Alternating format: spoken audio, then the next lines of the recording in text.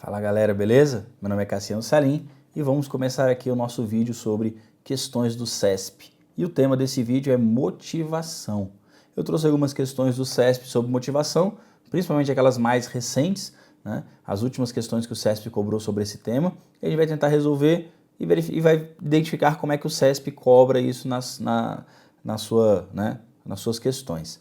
Lembrando que o CESP é uma banca que cobra muitos autores. Então ele chega a cobrar a maioria dos autores que falam sobre motivação, né? Toda a parte de motivação é cobrada ali pelo CESP. Ele fala de Vroom, ele fala de Skinner, ele fala de Maslow, ele fala de Herzberg, né? Todos esses autores o CESP de uma forma ou de outra cobra nas suas questões, né? E você vai ver que isso aparece realmente nas últimas questões que ele cobrou. E outra coisa que ele cobra muito é aquela relação entre motivação e desempenho, ou seja, qual é a relação que existe entre a motivação e o desempenho. A gente também vai ver na aula de hoje, ok? Então vamos para as questões logo, vamos lá ver as nossas questões. Começa assim, ó. Caso busque motivar um colaborador que tenha alta necessidade de realização nos termos propostos pela teoria das necessidades adquiridas, deve-se considerar que as pessoas com essa característica preferem trabalhar sozinhas. E aí, gente, como é que a gente pode resolver essa questão? Para resolver essa questão, nós temos que entender um pouquinho sobre a teoria das necessidades adquiridas de McClelland. Vou colocar uma tela em branco aqui, né? Nós temos a teoria das necessidades adquiridas de McClelland.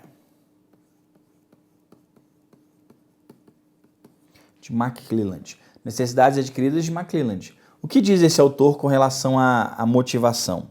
Segundo esse autor, existem basicamente 3 tipos de motivação, tá? Ou 3 necessidades, tá? Ou seja, você busca alcançar os objetivos com base em 3 necessidades. Quais são essas? Necessidade de realização, necessidade de afiliação e necessidade de poder. Necessidade de realização, necessidade de afiliação e necessidade de poder, tá? Então, gente, qual é a ideia desse autor? O autor diz o seguinte: a pessoa que tem uma forte necessidade de realização, ela busca alcançar os seus objetivos com seu próprio mérito, com seu próprio esforço. São pessoas que gostam de trabalhar sozinhas, são aquelas pessoas que querem alcançar os objetivos e serem consideradas as responsáveis por aquele objetivo. São aquelas pessoas com forte necessidade de realização.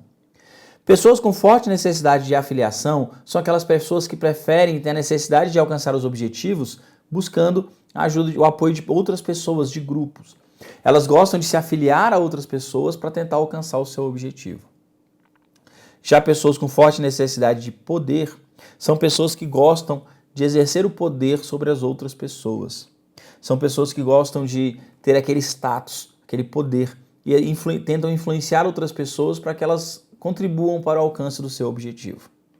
Então, quem tem forte necessidade de realização são pessoas que gostam de fazer o trabalho sozinho, né? E gostam muitas vezes de mostrar com seu próprio mérito aquilo que ela alcançou. Pessoas com forte necessidade de afiliação são pessoas que gostam de buscar o apoio de outras pessoas para alcançar seus objetivos. E pessoa com forte necessidade de poder são pessoas que têm a necessidade de exercer o poder sobre outras pessoas, tá? Então aqui são alguns exemplos, tá? São as 3 necessidades de McClelland: afiliação, realização e poder. Vamos voltar para a questão então, olha só. Voltando para a questão, essas aqui são as 3 necessidades para McClelland. Muito bem. Voltando aqui para a nossa questão, vamos entender direitinho agora a questão, o que ela diz. Vamos lá. Caso busque motivar um colaborador que tenha alta necessidade de realização, nos termos propostos pela teoria das necessidades adquiridas de McClelland, deve-se considerar que pessoas com essa característica preferem trabalhar sozinhas. Correto, gente. O item está correto, beleza? Item correto. Se a pessoa tem forte necessidade de realização, são pessoas que gostam de alcançar seus objetivos com seu próprio mérito, com seu próprio esforço, demonstrando a sua capacidade. Então são pessoas que muitas vezes preferem realmente trabalhar sozinhas. O item está correto. Muito bem, perfeito. Olha a próxima, diz assim: um gestor de pessoas que adota os pressupostos da teoria Y considera que seu colaborador é pouco automotivado e tem baixo desempenho e depende da cobrança constante da chefia imediata. E aí, gente, desculpa, qual é a resposta dessa questão? Vocês conhecem a teoria XY, né? Uma das teorias mais conhecidas aí é a teoria de MacGregor. Teoria de MacGregor. A teoria XY, ao contrário do que muita gente pensa, ela não é uma teoria que rotula os funcionários. Ela não é uma teoria que diz que existem funcionário X e funcionário Y. Não é isso que ela diz. A teoria de de MacGregor, ela diz que os gestores é que podem adotar uma visão voltada para a teoria X ou uma visão voltada para a teoria Y. Os gestores mais antigos, aqueles da época da administração científica, vão adotar uma visão da teoria X. Os gestores mais novos vão adotar uma visão da teoria Y. X e Y são as duas teorias que nós temos aqui, tá? Teoria X e teoria Y. Aí vem a grande questão, né? Como é que a gente trabalha isso dentro dessa organização, dentro dessa ideia aqui, tá?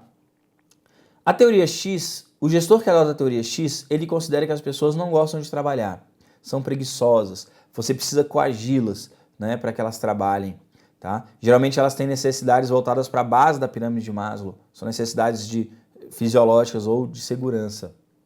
Já o gestor Y considera que as pessoas gostam de trabalhar.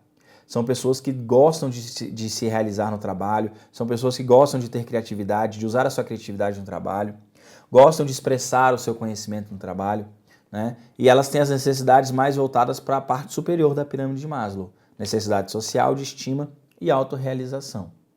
O gestor que adota a teoria X vai ser um gestor mais autoritário. O gestor que adota a teoria Y vai ser um gestor mais democrático e muitas vezes liberal, tá?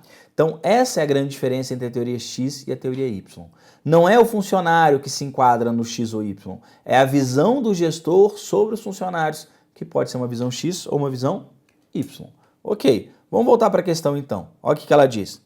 O gestor de pessoas que adota os pressupostos da teoria Y considera que seu colaborador é pouco automotivado, tem baixo desempenho e depende de cobrança constante da chefia imediata. A questão, gente, ela está errada. Por que ela está errada? Porque essa não é uma característica do gestor Y, é uma característica do gestor X. É o gestor que adota a teoria X que considera que o colaborador é pouco automotivado, tem baixo desempenho e depende da cobrança constante da chefia imediata. Então, o item aqui está errado, tá? A questão aqui está errada, porque não é teoria Y, é teoria X. Muito bem. Próxima questão diz o seguinte: o significado do trabalho é um importante mediador na relação entre motivação e desempenho. Para isso, o indivíduo deve entender que seu trabalho é importante e significativo e perceber-se como responsável pelo resultado do esforço despendido. O item está correto e ele está muito ligado à ideia, gente, de qualidade de vida no trabalho, né? Quando a gente fala em qualidade de vida no trabalho, satisfação que você tem em trabalhar, você tem a relação aqui do significado do trabalho, tá? E a consciência do seu resultado. Porque, gente, primeiro, o trabalho tem que ter significado para você. Você tem que ter um significado para aquilo que você está fazendo, senão você se desmotiva, tá? Qualquer que seja a sua profissão, qualquer que seja a sua atividade, tá? Qualquer que seja a sua profissão ou o que você exerça como profissão. Se não fizer sentido para você, você se desmotiva. Tem que ter um significado, tá? De qualquer profissional que você possa imaginar, né? O gerente do banco, o caixa do supermercado, o empacotador, o estoquista, tá? O gari, o advogado, todos eles têm que ter um significado no seu trabalho. O trabalho tem que ter um significado para eles, porque se não tiver, a pessoa se desmotiva. Dá aquela ideia de alienação, a pessoa fica alienada, ela não sabe por que está fazendo aquilo, não entende o motivo de estar fazendo aquilo, tá? Então, se você perder o significado, você se desmotiva.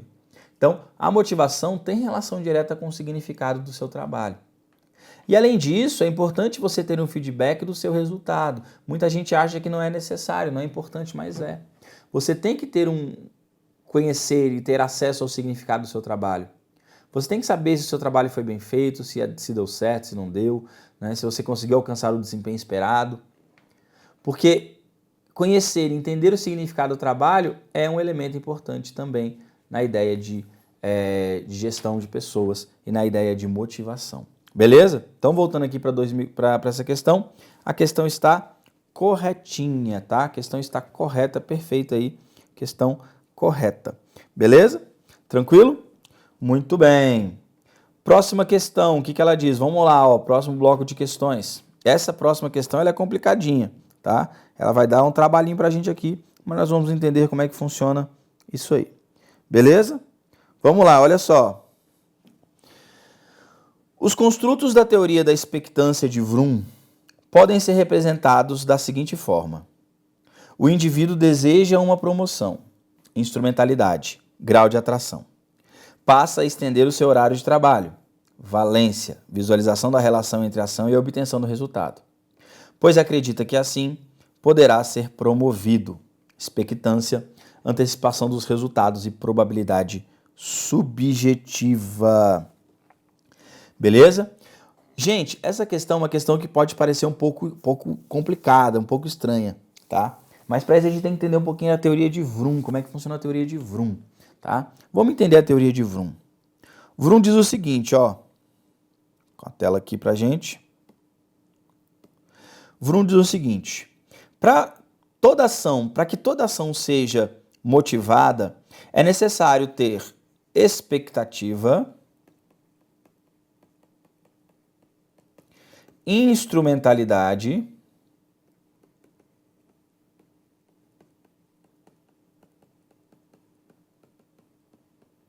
e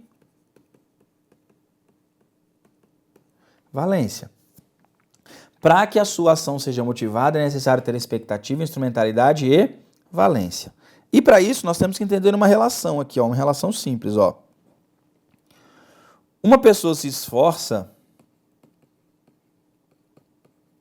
Para que a pessoa se esforça?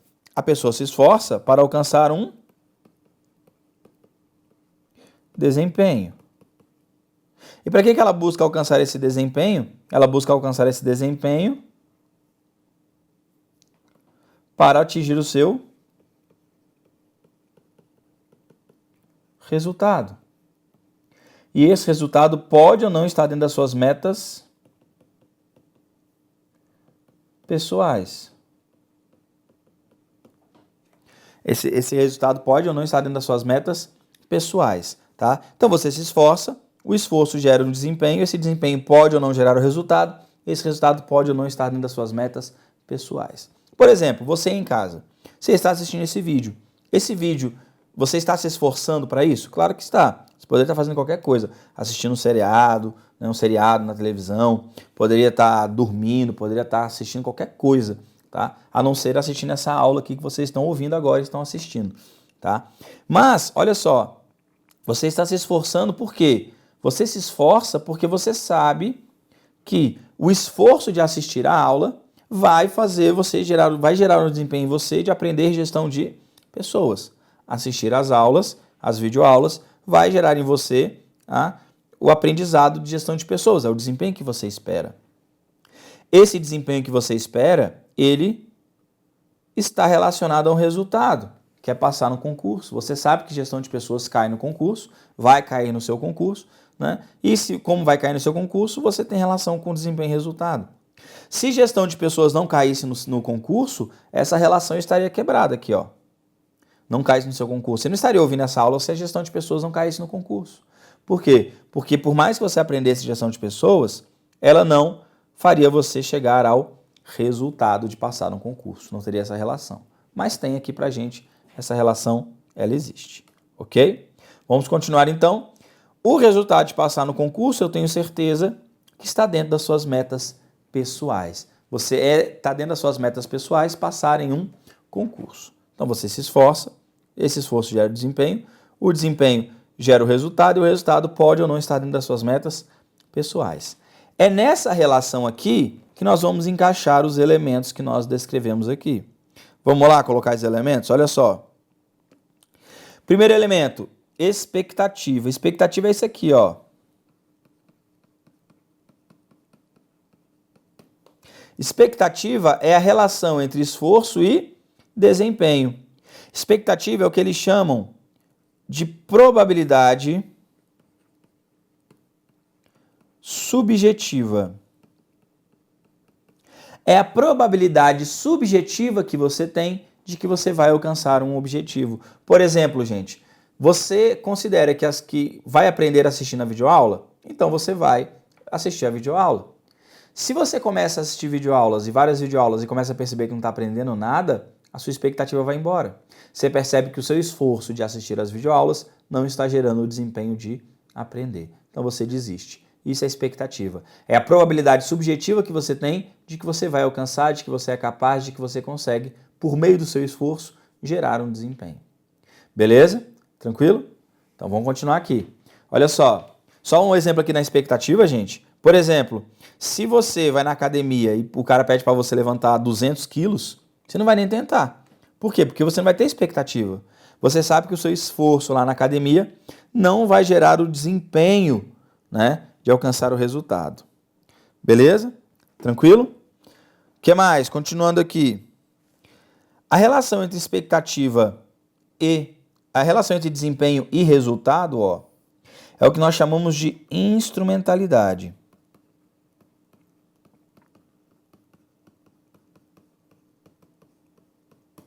É o que nós chamamos de instrumentalidade. Ou seja, o seu desempenho tem que ser um instrumento para você alcançar o resultado. Tem que ser um instrumento para que você alcance o resultado esperado. Isso é instrumentalidade, tá? Então, instrumentalidade é a relação entre a ação e o resultado. Se você é exatamente aquilo que o teimoso não tem. O teimoso quer dizer que ele tem demais. O teimoso vê instrumentalidade em tudo. Sabe quando você está fazendo uma coisa, está fazendo uma coisa, está fazendo uma coisa e sabe que aquilo não vai dar o resultado? Você para. O teimoso continua porque ele não consegue desvincular dessa instrumentalidade. Instrumentalidade lembra um instrumento, então o seu desempenho tem que ser um instrumento para o resultado. Um exemplo que nós demos aqui é estudar gestão de pessoas, que vocês estão estudando. Se gestão de pessoas não cai no concurso, ela não tem mais instrumentalidade para você. Você vai aprender? Vai, mas ela não cai no concurso, não te serve para nada, perde a instrumentalidade. Muito bem. E por último, nós temos a valência. O que é valência? Valência é o grau de atração.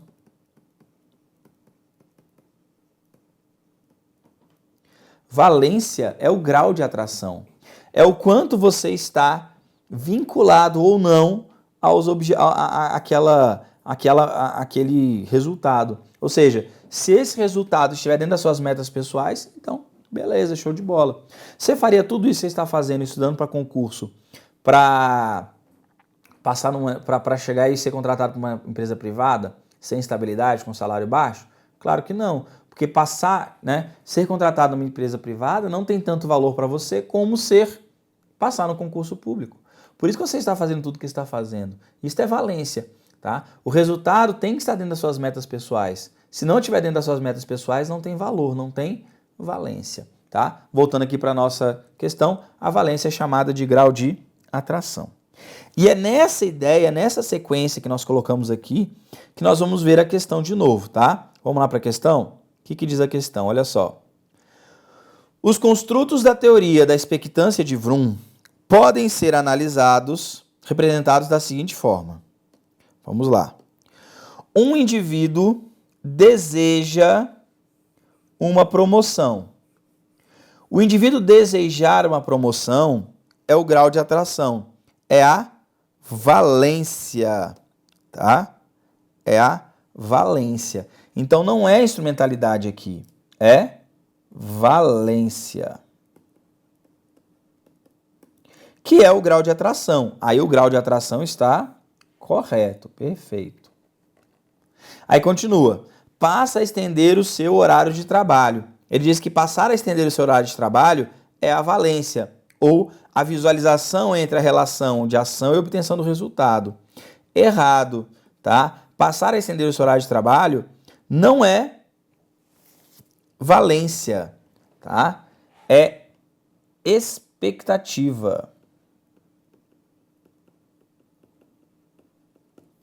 É a expectativa, tá? E a expectativa também não é a visualização entre a ação e a obtenção do resultado.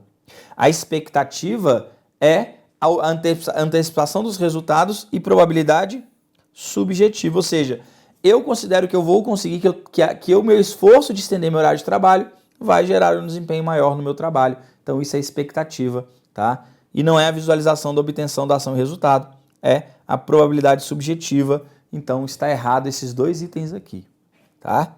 E aí por último diz, pois acredita que assim poderá ser promovido. Se eu acredito que eu posso ser promovido, que o meu esforço vai gerar um desempenho, esse desempenho vai gerar um resultado, que é a promoção, isso não é a expectativa, isto é a instrumentalidade, que não é a antecipação dos resultados e probabilidade subjetiva, é a visualização da relação entre a ação e o resultado. Então o item está errado porque ele simplesmente misturou tudo, tá? Ele misturou todos os itens aqui na questão e deixou a questão completamente errada. Beleza? Então o item está errado aí. Tranquilo, gente? Beleza? Muito bem. Próxima questão diz assim: confraternização com colegas de trabalho, recompensas justas de desempenho e oportunidade de trabalhar em projetos que articulem as habilidades e os interesses dos funcionários exemplificam ações que convergentes com a necessidade de ordem superior prescritas na teoria de Maslow. Lembra da teoria de Maslow, gente? Rapidinho aqui para a gente lembrar da teoria dele. A teoria dele diz o seguinte, ó. Temos ali a pirâmide, né? A famosa pirâmide de Maslow. E quais são essas necessidades aqui? Necessidades fisiológicas, necessidades segurança, social, estima e autorrealização. Lembra? Então essa aqui é a pirâmide de Maslow. O que ele está dizendo aqui? O que ele está falando nessa teoria de Maslow? Ela diz assim, ó,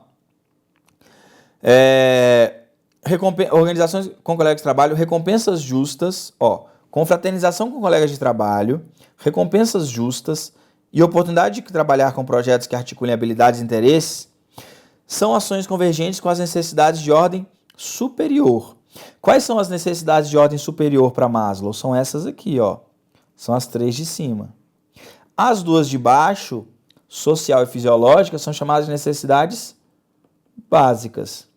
E as necessidades de ordem superior são essas três aqui de cima. Social, estima e autorrealização. Lembram disso? Então, vamos aqui voltar para a nossa questão.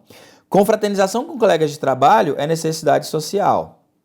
Recompensas justas de desempenho recompensas justas de desempenho é estima, reconhecimento.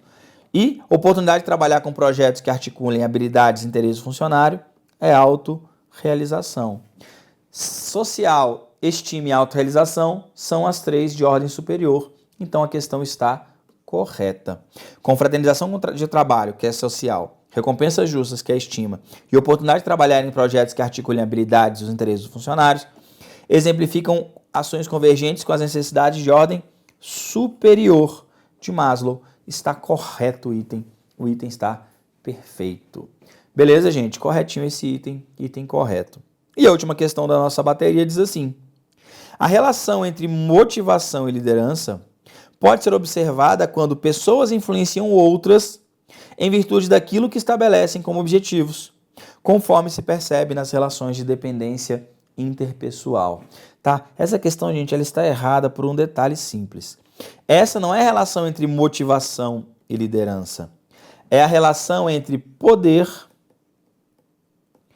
e liderança. Tá? É a relação entre poder e liderança, a questão da influenciar as outras, em virtude daquilo que estabelece como objetivos, como se percebe nas relações de dependência interpessoal, essa dependência interpessoal está mais ligada a poder e não a motivação. Por isso que esse item aqui está errado. Beleza, galera? Tranquilo?